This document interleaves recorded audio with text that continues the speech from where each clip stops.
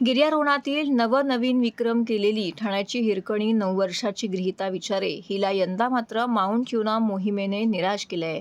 प्रतिकूल वातावरणामुळे आणि प्रकृतीने साथ न दिल्याने तिला ही मोहीम अर्धवट सोडावी लागली. मात्र लवकरच तिने येथे येऊन 6110 मीटर उंचीवरती तिरंगा फडकवण्याचा निश्चय केला आहे.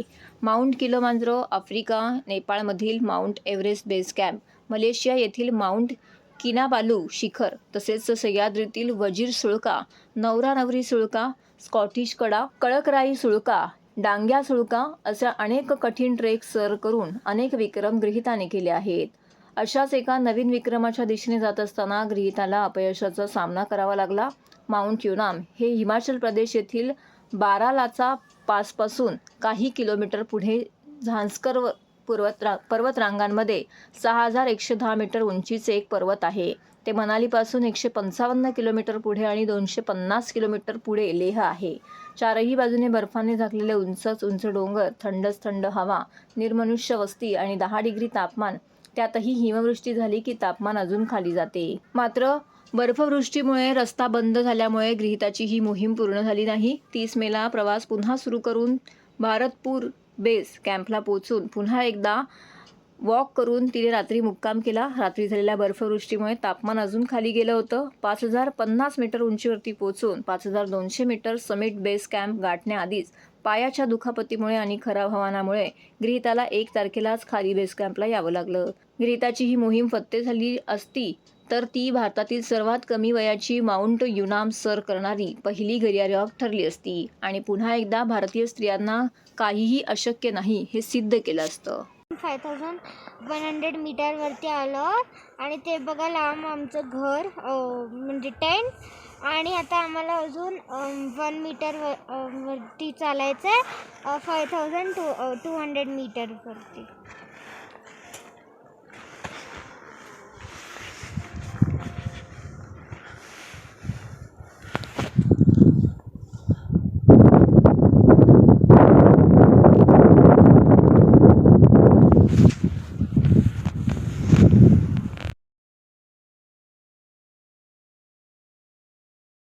सर्व नागरिकांना आवाहन करण्यात येत आहे की सध्या डासांमार्फत पसरणाऱ्या डेंग्यू या आजाराचा प्रसार रोखण्यासाठी प्रत्येकाने पुढीलप्रमाणे कार्यवाही करावी.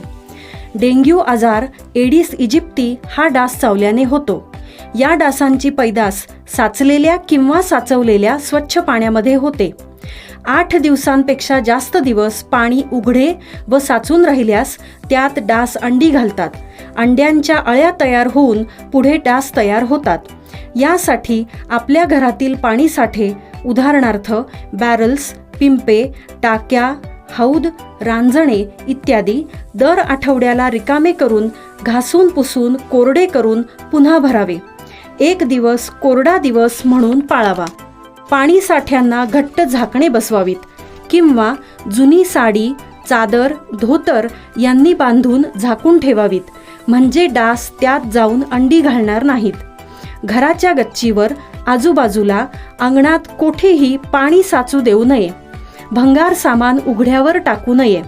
उदाहरणार्थ टायर्स, प्लास्टिक सामान, कुंड्या, टाकाऊ वस्तू इत्यादी. अशा सामानात पावसाचे पाणी साठून त्यात डेंग्यूच्या डासांची पैदास होते. घरातील कूलर्स, फ्रीजच्या पाठीमागील ट्रे हे देखील वेळोवेळी कोरडे करावेत. लक्षात ठेवा, नुसत्या फवारणीने डास घनता कमी होत नाही, तर त्यासाठी डास पैदास ठिकाणे नष्ट करणे ही आपल्या सर्वांची जबाबदारी आहे. कोणताही ताप अंगावर न काढता जवळच्या शासकीय रुग्णालयात मोफत औषधोपचार घ्या. अशा प्रकारे नागरिकांनी सहकार्य केल्यास डेंग्यूचा प्रसार रोखणे सहज शक्य आहे.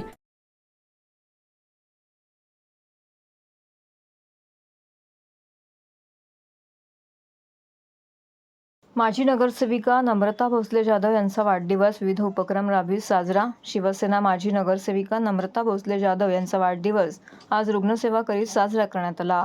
यावेळी ठाण्यातील सिव्हिल हॉस्पिटलमध्ये रुग्णांची भेट घेत त्यांना फळं वाटप करण्यात आले. रुग्णांच्या आरोग्याची काळजी माजी नगरसेविका नम्रता भोसले जाधव या नेहमीच विविध उपक्रम राबवीत घेत असतात. आज त्यांच्या वाढदिवसाचं औचित्य साधून सिव्हिल रुग्णालयातील रुग्णांची भेट घेऊन त्यांना फळांचं वाटप करण्यात आलं. यावेळी रुग्णांनी देखील त्यांना वाढदिवसाच्या भरभरून शुभेच्छा दिल्या. तसेच यावेळी जिल्हा शल्यचिकित्सक कैलास पवार आणि इतर वैद्यकीय कर्मचारी येथे उपस्थित होते. तसेच शिवसैनिकांनी देखील येथे मोठ्या संख्येने उपस्थित राहून त्यांना वाढदिवसाच्या शुभेच्छा दिल्या. यावेळी रुग्णवाहिकेचे देखील लोकार्पण करण्यात आले. कार्डियाक स्वरूपातील रुग्णवाहिका या ठिकाणी श्रीफळ वाढवून तिचं लोकार्पण करण्यात आलं. तसेच रुग्णांना तात्काळ सेवा देण्याचा प्रयत्न या उपक्रमांच्या माध्यमातून करण्यात आला आहे. मॅडम थोडा क्रॉस होता.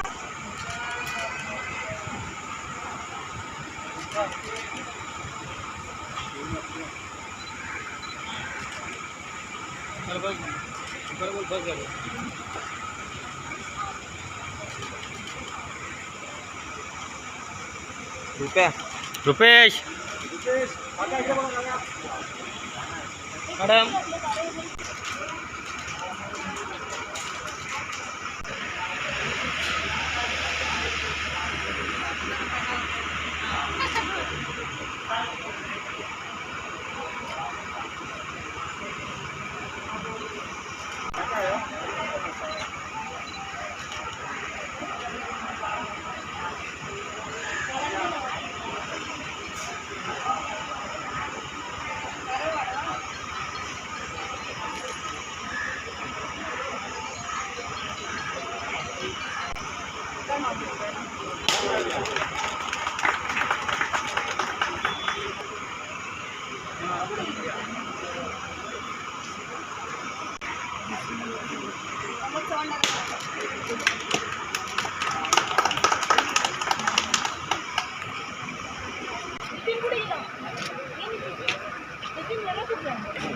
चला समोर.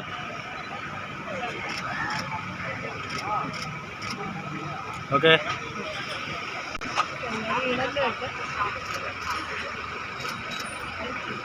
अरे अरे गर्दी करू नका.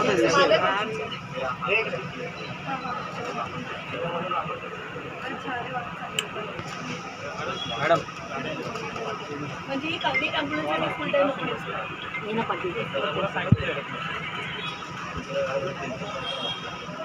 पण ही एकच प्रॉपर मशीन लोकांना जरा सुविधा द्या. वाढदिवस म्हटलं का मला असं वाटतं आम्ही एक सामाजिक कार्य करणारे व्यक्तिमत्व आहोत आणि मला असं वाटतं आपण ज्या वेळेला सामाजिक कार्य करतो तर वाढदिवस हा सगळ्यात मोठा आपला दिवस असतो.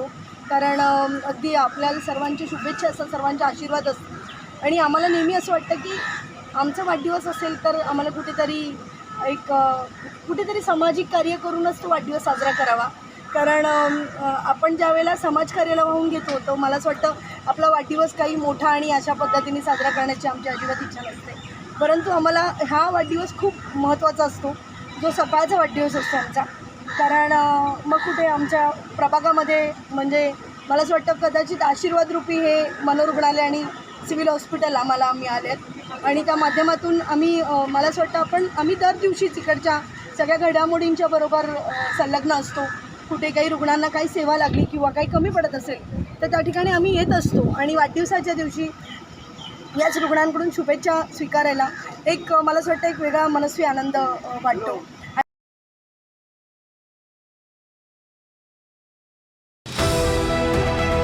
TJSB सौर शक्ती कर्ज गो ग्रीन करा वीज बिलावर बचत. आकर्षक व्याजदर, 84 महिने परतफेड कालावधी, 80% लोन, व्यावसायिक आणि उद्योजकांकरता सुद्धा. अधिक माहितीसाठी तुमच्या जवळच्या शाखेला भेट द्या किंवा संपर्क साधा. 1800-223-466 आणि 1800-266-3466.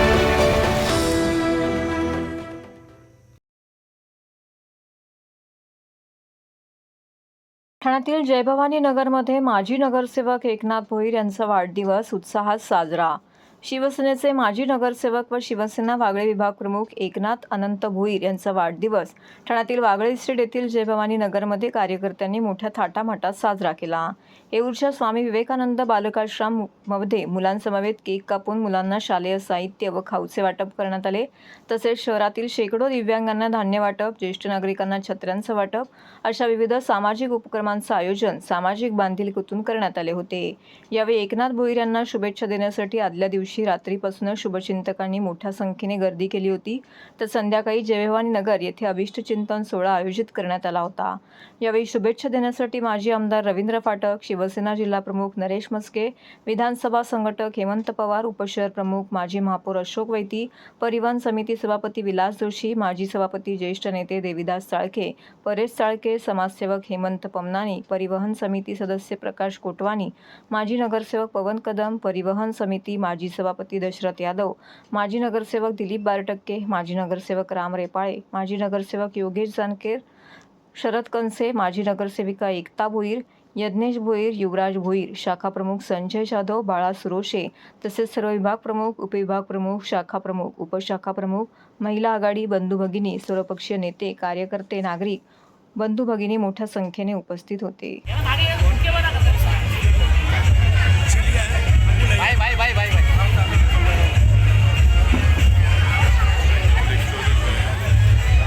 तेजस व्यक्तिमत्व आणि उत्तुंग कर्तृत्व ज्यांच्या ठाई स्थित आहे. तेजस व्यक्तिमत्व आणि उत्तुंग कर्तृत्व ज्यांच्या ठाई स्थित आहे. सुसंस्कृत सज्जन आणि निस्वार्थी समाजकार्य आहे असं व्यक्तिमत्व असलेले भाविक खासदार प्रदेश प्रवासात करणारा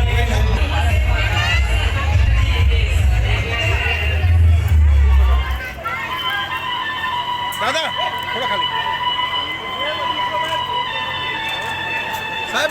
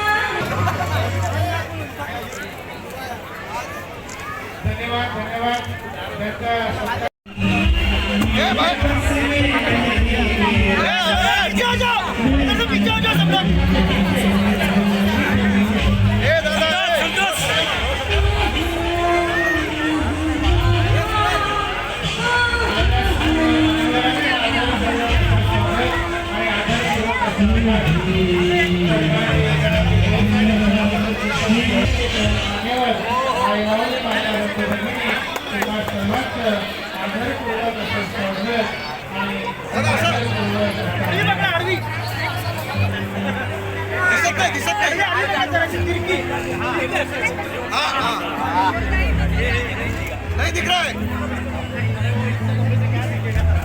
दादा, असं करा ना थोडंसं.